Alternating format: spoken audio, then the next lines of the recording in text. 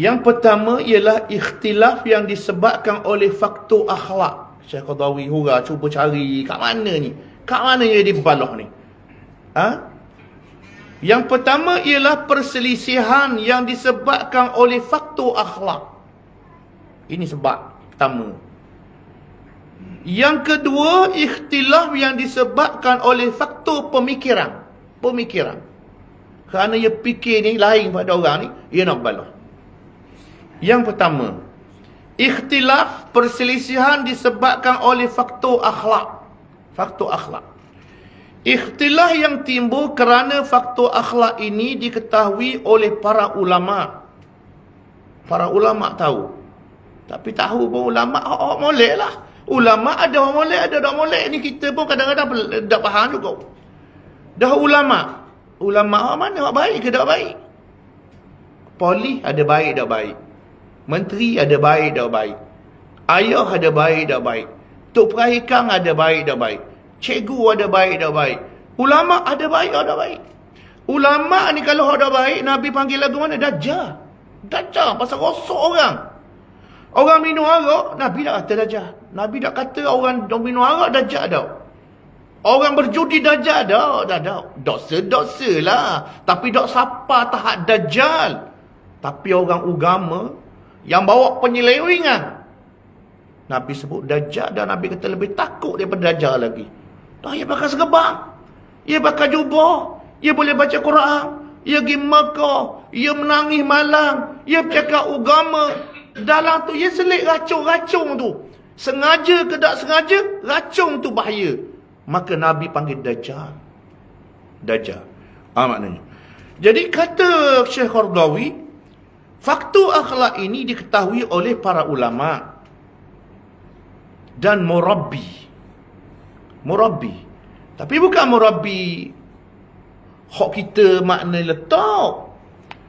Murabbi hak kita letak ni, murabbi belah kita. Murabbi maknanya orang yang mendidik. Kalau ulama dia pendidik. Pendidik lagu mana?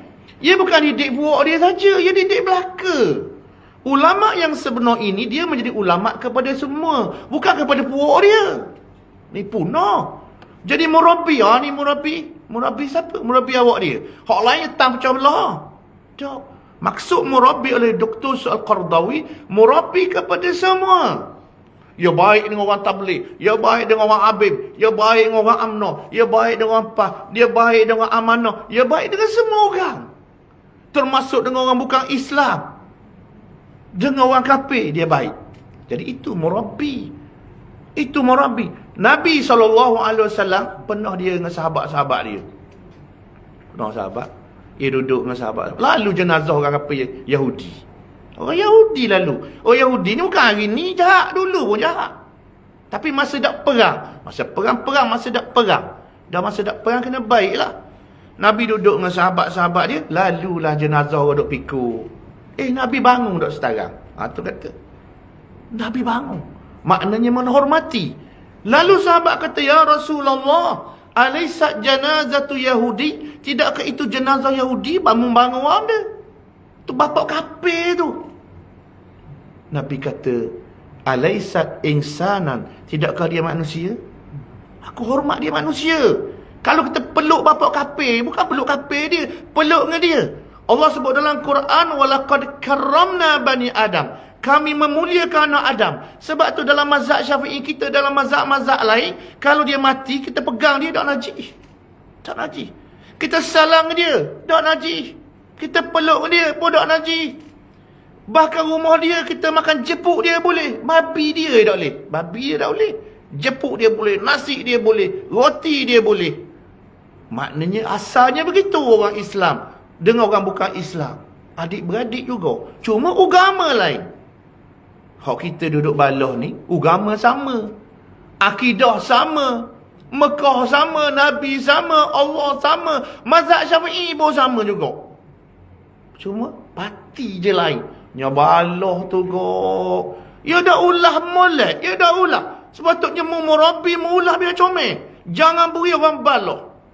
Kalau mu ulama, mu ulah biar molek, jangan beri orang balah. Mu jangan kira nak menang mu jangan kira parti mu saja. Parti mung tu dengan ukhuwah Islamiyah, besar ukhuwah. Parti ni alat. Parti ni barang duniawi. Ukhuwah ni barang Al-Quran yang suruh. Innamal mu'minuna ikhwah. Sesungguhnya orang-orang yang beriman itu bersaudara. Parti tak ada pun apa. Ada pun apa. Pasal barang ni barang baru.